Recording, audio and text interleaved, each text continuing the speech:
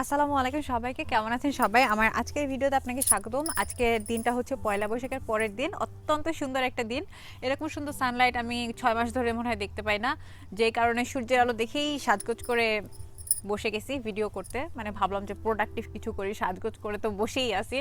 তো আজকের ভিডিওটা কি সেটা একটু বলি। টপিকটা হচ্ছে আজকের ভিডিওতে আমি আপনাদের সাথে পুরো স্কলারশিপের জার্নিটাকে স্টেপ বাই স্টেপ বলার চেষ্টা করব। আমি কিন্তু আমার যে স্কলারশিপের প্লেলিস্ট আছে, আপনার প্লেলিস্টটা চেক করে দেখতে পারেন। প্রত্যেকটা টপিক স্কলারশিপের পুরো জার্নিতে আপনার যে কটা স্টেপ ফলো করা লাগে, প্রত্যেকটা স্টেপ ওয়ান বাই ওয়ান আমি আপনাদের সাথে শেয়ার করছি ইন ডেপথে, যে কোন পেপারটা কিভাবে রেডি করা লাগে। কিন্তু অনেকে যে সমস্যাটা ফেস করতেছে, আমি যেটা বুঝতে পারি নাই ফার্স্টে, সেটা হচ্ছে যে আপনারা জিনিসটা কন্টিনিউটিটা ধরতে পারতেছেন না, যে কোনটা আগে করতে হবে কোনটা পরে করতে হবে, এই জিনিসটা আপনারা অনেকে ধরতে পারতেছেন না। এবং অনেকেই আছেন যে কোন মাসে কোন কাজটা করলে ইন টাইমে আপনি সেপ্টেম্বর সেশনটা ধরতে পারবেন, সেই জিনিসটাও অনেকে বুঝতে পারতেছে না। সেপ্টেম্বর 22 সেশন তো অলরেডি আমার মনে হয় ডেডলাইন ক্রস করে গেছে, সো ওইটার কথা চিন্তা করার লাভ নাই। আপনার সেপ্টেম্বর 23 সেশন যদি আপনি ধরতে চান, রাইট নাও কিন্তু আপনার প্রিপারেশন নেওয়ার সময়। আপনি মানে মনে হয় যে না না অনেক সময় আছে, 1.5 বছর সময় আছে, but this is not a very long time.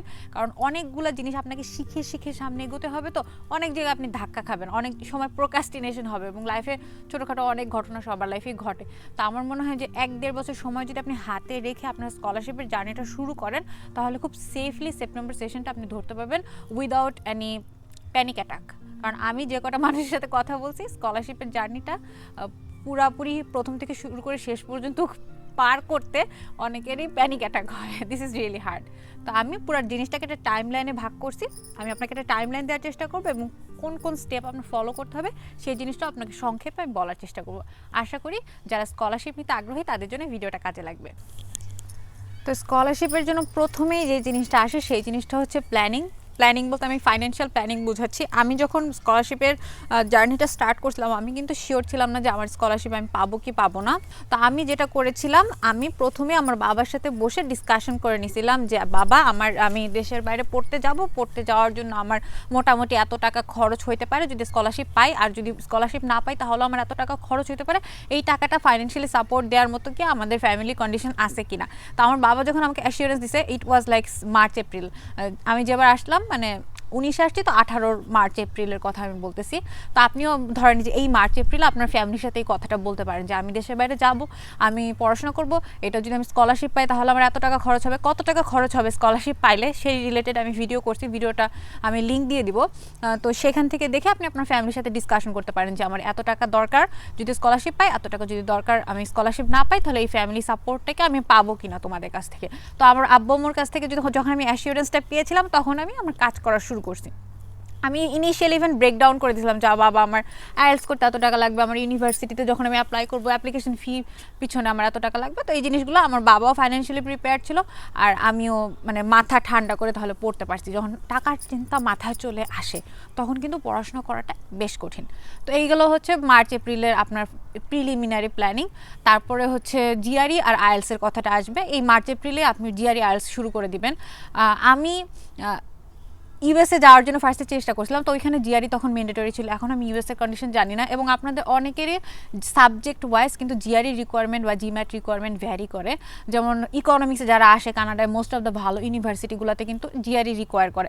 যারা এমবিএ ভালো ইউনিভার্সিটিতে এমবিএ করতে চায় তাদের জিম্যাট রিকোয়ারমেন্ট থাকে। সায়েন্সের অনেক সাবজেক্টে জিআরই রিকোয়ারমেন্ট থাকে ইউএসএ অথবা কানাডায়। তো আপনি এই জিনিসগুলো ফাইন্ড আউট করার চেষ্টা করবেন। এই জিনিসটা ফাইন্ড আউট করার সবচেয়ে ভালো উপায় কি? সবচেয়ে ভালো উপায় হচ্ছে খুবই প্রিলিমিনারি কয়েকটা ইউনিভার্সিটিতে সার্চ দিয়ে আপনি দেখতে পাবেন যে আপনার কি কি রিকোয়ারমেন্টস আছে। মানে মোটামুটি একটা রাফ আইডিয়া থাকলো, তাহলে যদি দেখেন যে আপনার আইএলটিএসের রিকোয়ারমেন্ট তো মাস্ট, আইএলটিএস তো কোনো মাফ নাই, আইএলটিএসের জন্য একটু কম সময় থাকলেও চলে, বাট যেহেতু জিআরই আর জিম্যাট একটু লেন্দি প্রসেস, একটু কঠিন আমার কাছে মনে হয়েছে, তো আপনি এই এপ্রিল মে থেকে জিআরই জিম্যাটের প্রিপারেশন শুরু করে দিতে পারেন, যদি আপনি দেখেন যে আপনার যে সাবজেক্টে আপনি যেতে চাচ্ছেন সেই সাবজেক্টে জিআরই অথবা জিম্যাট রিকোয়ার করে। তো তো এই হচ্ছে এপ্রিল মে মাসের প্রিপারেশন। আর আস্তে আস্তে যে জিনিসটা করবেন সেটা হচ্ছে যে ইউনিভার্সিটিতে ঘাটাঘাটি করা শুরু করবেন। আমি এখনই শর্ট লিস্ট করতে বলতেছি না, ঘাটাঘাটি করে দেখা শুরু করবেন যে ইউনিভার্সিটি টিউশন ফিস কেমন, ইউনিভার্সিটিগুলোর রিকোয়ারমেন্ট কেমন, ইউনিভার্সিটিগুলোর লোকেশন কেমন, আপনি যে ইন্ডাস্ট্রিতে কাজ করতে চান সেই ইন্ডাস্ট্রিগুলা ওই ইউনিভার্সিটির আশেপাশে অ্যাভেলেবল আছে কি না, অ্যালামনাই কীরকম আছে, বা ইভেন আপনি কোন দেশে যাইতে চান সেই জিনিসটারও কিন্তু চিন্তা ভাবনা এখন থেকে করে ফেলতে হবে। এবং সেই সাথে আপনি আস্তে আস্তে আইএলটিএস জিআরইর বই নিয়ে আস্তে আস্তে পড়াশোনা শুরু করে দেবেন। তো আপনার টার্গেট থাকবে যদি আপনি ফল 23 ধরতে চান তাহলে 2022 এর আগস্ট সেপ্টেম্বরের মধ্যে জিআরই আইএলটিএসের একটা বুকিং নিয়ে আপনি ওই প্রিপারেশনটা নিতে থাকবেন। আর সেই সাথে যেহেতু আপনি ইউনিভার্সিটির ওয়েবসাইটগুলো ঘেটে ঘেটে দেখছেন, তো আপনার জানার কথা যে আপনার যে ডিপার্টমেন্টে আপনি যেতে চাচ্ছেন সেই ডিপার্টমেন্টে কি প্রফেসর ফান্ডিং দিচ্ছে নাকি সেন্ট্রালি ফান্ডিং হচ্ছে। আর্টসের বেশিরভাগ ক্ষেত্রেই দেখা যায় যে সেন্ট্রাল ফান্ডিং হয়, তো ওই সব ক্ষেত্রে প্রফেসর ম্যানেজ করা ম্যান্ডেটরি না। কিন্তু আপনি যদি সায়েন্সের বিভিন্ন সাবজেক্টে পড়েন তাহলে বেশিরভাগ ক্ষেত্রেই দেখা যায় যে আপনার প্রফেসর ম্যানেজ করতে হয়, প্রফেসর রিসার্চ গ্রুপের আন্ডারে থেকে কাজ করে টিউশন ফিস অথবা লিভিং কস্ট ম্যানেজ করতে হয়। তো ওই সব ক্ষেত্রে কিন্তু প্রফেসরকে ইমেল দেওয়া খুব বড় একটা হার্ডেল। এই হার্ডেল ক্রস করার জন্য আপনাকে খুবই আগে থেকে ওয়েল প্রিপেয়ার্ড থাকতে হবে। আপনি খুব সুন্দর করে এই মার্চ এপ্রিল মে এই 3 মাসের মধ্যে আপনি খুব ভালো একটা সিভি তৈরি করবেন, খুব ভালো একটা রিসার্চ প্রপোজাল তৈরি করবেন। রিসার্চ প্রপোজাল মের পরে যেন আপনার একদিনের রিসার্চ প্রপোজাল নিয়ে চিন্তা না করতে হয়। সো মের মধ্যে আপনি রিসার্চ প্রপোজাল শেষ করে ফেলবেন, আপনার রেজুমেটা আপনি ক্রিয়েট করে ফেলবেন এবং প্রফেসরকে খুঁজে খুঁজে ইমেল দেওয়া শুরু করবেন। এবং আমি আবারও বলতেছি, এই জিনিসটা আমি আগেও বলছি, ইমেলের একটা ভিডিও আছে, এটারও আমি লিঙ্ক দিয়ে দিব। সেটা হচ্ছে যে আপনি যদি 100টা ইমেল পাঠান তাহলে 3-4টা রিপ্লাই পাবেন। এই চিন্তাটা যদি আপনি মাথায় রেখে ইমেল পাঠানো শুরু করেন তাহলে আপনি ফ্রাস্ট্রেটেড হবে না। এবং এক ইমেল সবাইকে পাঠাবেন না, গণ ইমেল পাঠাবেন না, এটা আমি ইমেলের ভিডিওতেও বলছি।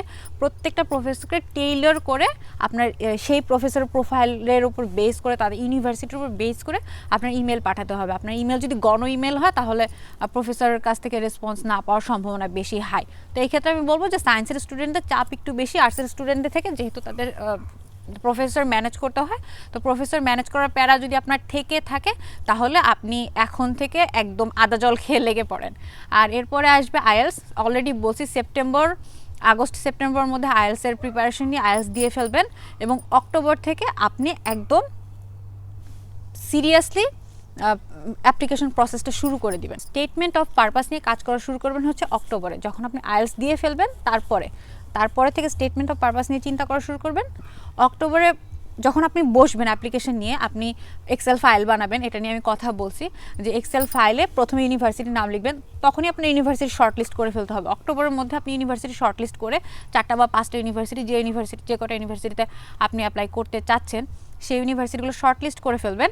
শর্টলিস্ট করে একটা এক্সেল ফাইল বানাবেন, ফাইলে লিখবেন 1 2 3 4 5টা ইউনিভার্সিটির নাম, তাদের কোন প্রফেসরকে আপনি ইমেল পাঠাচ্ছেন, আপনার ইন্টারেস্টের টপিক, সেই প্রফেসরের ইমেল অ্যাড্রেস, ইউনিভার্সিটির রিকোয়ারমেন্টস এবং ইউনিভার্সিটিতে আপনার অ্যাপ্লিকেশন করার জন্য কয়টা এসওপি, কয়টা এলওআর, কয়টা স্টেটমেন্ট অফ রিসার্চ ইন্টারেস্ট, কী ডকুমেন্টস আপনাকে তারা চাইছে, সেই ডকুমেন্টসগুলো কি পেপারে চাইছে নাকি অনলাইনে চাইছে, এই জিনিসগুলো আপনার কিন্তু এক্সেল ফাইল করে টুকে ফেলতে হবে।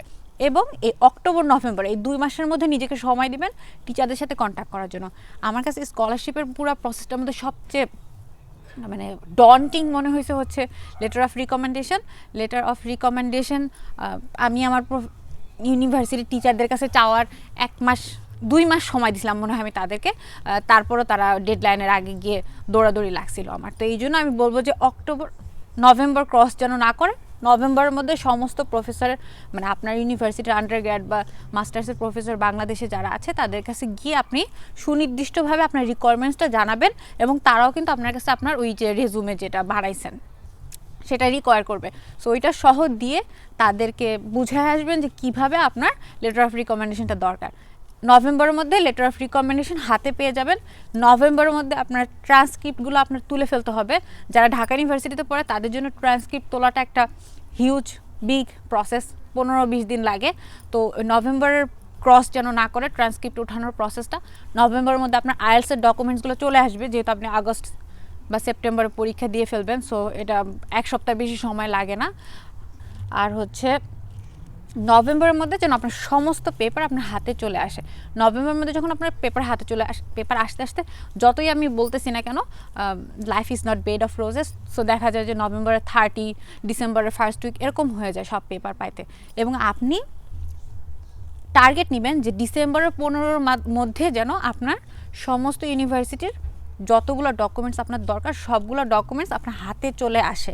এটা আমি বলবো না যে সবসময় পসিবল হয়, বাট এটা যদি আপনার চেষ্টা থাকে তাহলে দেখা যাবে ডিসেম্বর 15-এর আশেপাশে গিয়ে আপনি সব কিছু পাইছেন। ইউজুয়ালি ইউনিভার্সিটির ডেডলাইনগুলো থাকে ডিসেম্বর 15 থেকে জানুয়ারি 15 ভালো ইউনিভার্সিটির। এবং একটা কথা খুবই জরুরি, সেটা হচ্ছে আপনি যত আগে অ্যাপ্লিকেশন প্রসেসটা শেষ করবেন তত বেশি আপনার স্কলারশিপ পাওয়ার চান্স। কারণ তারা যদি আগে ভালো প্রোফাইল অলরেডি পেয়ে যায় তাহলে পরের আর মোটামুটি প্রোফাইলগুলোকে তারা তো বেশি পাত্তা দিয়ে দেখে না। তো এই জন্য চেষ্টা থাকবে যে যতটুকু আর্লি পসিবল অ্যাপ্লাই করে দেওয়া। কিন্তু একটা জিনিস আবার খেয়াল রাখতে হবে যে আপনি যদি তাড়াহুড়া করে অ্যাপ্লাই করতে গিয়ে যেন আপনি ভুলভাল অ্যাপ্লাই না করেন। এসওপিটা নভেম্বর মাসের ফার্স্ট উইকের মধ্যে কয়েকজনকে দিয়ে একটু রিভিউ করার চেষ্টা করবেন। তাহলে ছোটোখাটো কারেকশন যদি করা লাগে তাহলে এই ডিসেম্বর ফার্স্ট উইকের মধ্যে সব কারেকশন করে শেষ করে ফেলবেন। আর হচ্ছে স্টেটমেন্ট অফ পারপাস যদি এমন হয় যে আপনি যাকে রিভিউ করতে দিয়েছেন সে আপনাকে বললো কিছুই হয় নাই, তখন কিন্তু আপনি পুরো জিনিসটা আবার ঢেলে সাজানোর চেষ্টা করবেন না, যা আছে আল্লাহর নামে দিয়ে দিবেন। আর আপনার যে স্টেটমেন্ট অফ রিসার্চ ইন্টারেস্ট, যেটার কথা আমি এপ্রিল মেতে আপনাকে শেষ করতে বসলাম, সেই জিনিসটাও লাস্ট টাচ আপ করে এই নভেম্বর মাসে শেষ করে ফেলবেন, নভেম্বর যেন ক্রস না করে। তারপর ডিসেম্বর 15 হলো, ডিসেম্বর 15-এ আপনি সব কিছু সাবমিট করে দেবেন। সাবমিট করে 2 মাস চিল করবেন, কারণ এরপরে ভিসার প্রসেস আসতেছে। ভিসার process is a very lengthy, tiring, ফালতু প্রসেস। তো ওই প্রসেসে যাওয়ার আগে আপনি যদি 2 মাস সময় পান আপনার ভার্সিটির রেজাল্ট দেওয়ার আগ পর্যন্ত, এই 2 মাস জাস্ট চিল করেন। যদি আপনার অনেক তেল থাকে তাহলে আপনি হালকা পাতলা ফাইন্যান্সিয়াল ডকুমেন্টসগুলো জোগাড় করা শুরু করতে পারেন। এই তো, আর তেমন কিছু করার আমি মনে করি না যে দরকার আছে। আর এরপরে যখন আপনার অ্যাডমিশন অফার লেটার চলে আসবে, অফার লেটার ইউজুয়ালি আসে হচ্ছে ফেব্রুয়ারির মাঝামাঝি থেকে মার্চের মাঝামাঝি, এই সময়ের মধ্যে অফার লেটারগুলো চলে আসে। তো অফার লেটার চলে আসার পরে 1 সপ্তাহ লেট করবেন না।